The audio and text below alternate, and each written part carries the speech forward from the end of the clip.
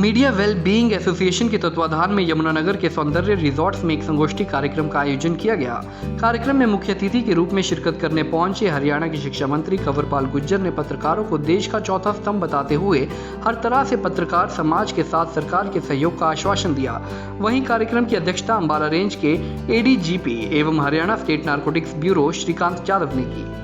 कि आज पत्रकारों ने जो एक नई संस्था बनाई है, मैं उनको मेरी बहुत बहुत शुभकामनाएं, बहुत बहुत बधाई।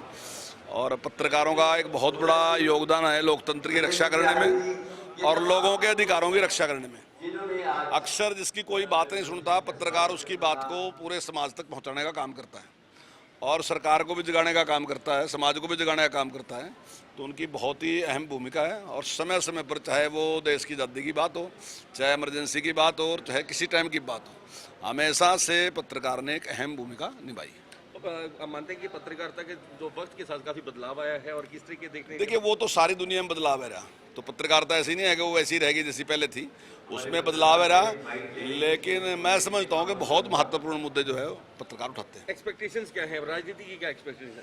देखिए, निष्पक्ष होना चाहिए जो भी है। मैं समझता हूँ अगर सरकार अच्छा काम करती है तो उसकी तारीफ होनी चाहिए, अगर सरकार गलत करती है तो उसकी आलोचना होनी चाहिए, और विपक्ष भी अगर सही करता है तो उसकी बात रखनी चाहिए, और वो भी गलत करता है तो उसकी आलोचना होनी चाहिए। पत्रकार को निष्पक्ष होकर काम करना चाहिए, करता भी है और करना भी चाहिए। चलिए, इससे अलग हट करके अग्निपथ के ऊपर जोर बताते हैं, वो बहुत जरूरी है। देखिए, अग्निपथ जो स्कीम है वो बहुत अच्छी स्कीम सरकार लेके आई है और मैं समझता हूँ जो विरोध कर रहे वो अनजान पड़े में कर रहे विरोध। कुछ लोग हैं जो गुमराह करने का काम करते हैं। अब मान लीजिए एक लड़का है, उसने अभी अभी +2 किया है, 12वीं की है, और 12वीं करने के बाद वो सेना में जाता है और 4 साल वहाँ लगा के आता है, तो ग्रेजुएशन की डिग्री उसको उसके बाद ही मिल रही। अगर यहाँ भी एडमिशन लेता है तो ग्रेजुएशन करने के लिए 3 साल तो उसके यहाँ भी लगेंगे। ये हमारे जो हरियाणा के सभी पत्रकार है भाई, उनकी एक संगठन बनी थी, उसका वेलबींग हरियाणा पत्रकार वेलबींग संघ जो है, उन्होंने नशे पे एक वार्ता आयोजित करी थी कि हाउ हम हरियाणा में इसको कैसे रोक सकते, क्या कर सकते, उसके बारे में संगोष्ठी थी। बहुत अच्छा विषय भी था और बहुत अच्छा रिस्पांस भी रहा है कि आज हम यहाँ आके ये बात खुले तौर पे हमने डिस्कस करके ये समझा है कि समस्या है और हमारे पास उसका हल भी है। बस अगर ज़रूरत है तो हम सबको एक साथ आके इसको एक जन आंदोलन बना के हरियाणा को, हमारे यूथ को नशे से दूर रखना है, उनको बचाना है।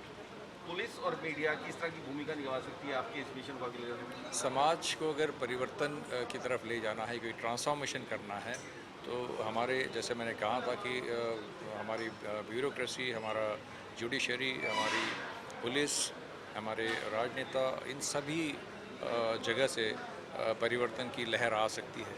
और ये एक ऐसी समस्या है कि इन सभी को इकट्ठा होकर के इस सिचुएशन को ट्रांसफॉर्म करने की ज़रूरत है। हम समझे कि समस्या गंभीर है और जो पत्रकार हमारे देश के हैं वो हमेशा से अच्छे मुद्दों को, जो गंभीर मुद्दों को उठाकर उसको समाज के सामने रखकर समाज में एक लहर क्रिएट करते हैं जो सोचने पे मजबूर करते हैं। और आज बहुत ज़रूरत है कि पुलिस और हमारे पत्रकार अगर मिल के इसको दोनों तरफ काम करें, समाज में जागृति पैदा करने का भी। मीडिया वेलबींग एसोसिएशन का गठन इसलिए किया गया क्योंकि कोविड के दौरान कुछ मुद्दे उभर कर आए थे पत्रकारों से संबंधित विशेषकर अगर देखा जाए तो उन दिनों जो पत्रकार बीमार हुए, हॉस्पिटलाइज हुए या उनके परिवारजन हुए, तो काफ़ी आर्थिक संकट की स्थिति रही।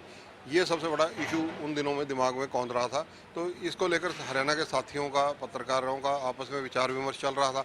1.5 साल पहले इसका रजिस्ट्रेशन हो गया था मीडिया वेलबींग एसोसिएशन का। और मीडिया वेलबींग एसोसिएशन का जो प्रमुख लक्ष्य है वो ये है कि सब पत्रकारों को संगठित रखा जाए, किसी राजनीति का खुद हिस्सा ना बना जाए।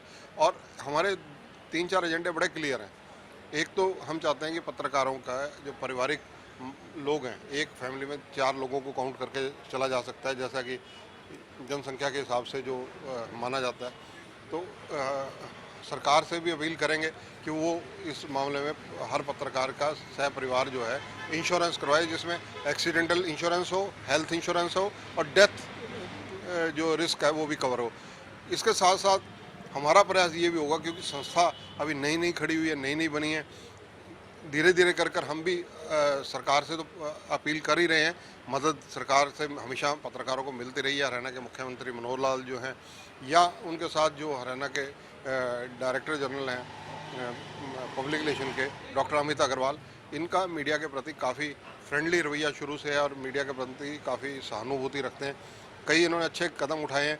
मीडिया की पारिवारिक पेंशन शुरू की जाए, इसके लिए भी हमारा प्रयास रहेगा। इंश्योरेंस और पेंशन दोनों अलग अलग विषय हैं, ये सरकार से मांग रहेगी। तीसरा हमारा जो डिमांड है वो ये है कि हरियाणा के अंदर जो पत्रकार हैं, जो उनके जो बच्चे हैं, उनको school, college, engineering, medical college या अन्य संस्थान जहाँ भी एडमिशन का होता है वहाँ 5% जो है कोटा पत्रकारों का आरक्षित किया जाए और पत्रकारों को ये आरक्षण मिलना चाहिए।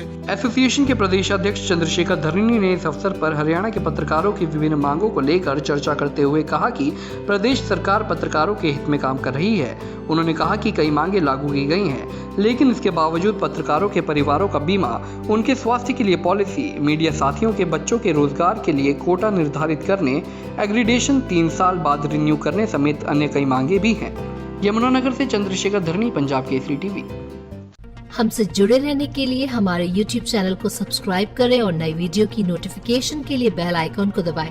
अगर आप ये वीडियो Facebook पर देख रहे हैं तो लाइक जरूर करें और ज्यादा से ज्यादा शेयर करें। धन्यवाद।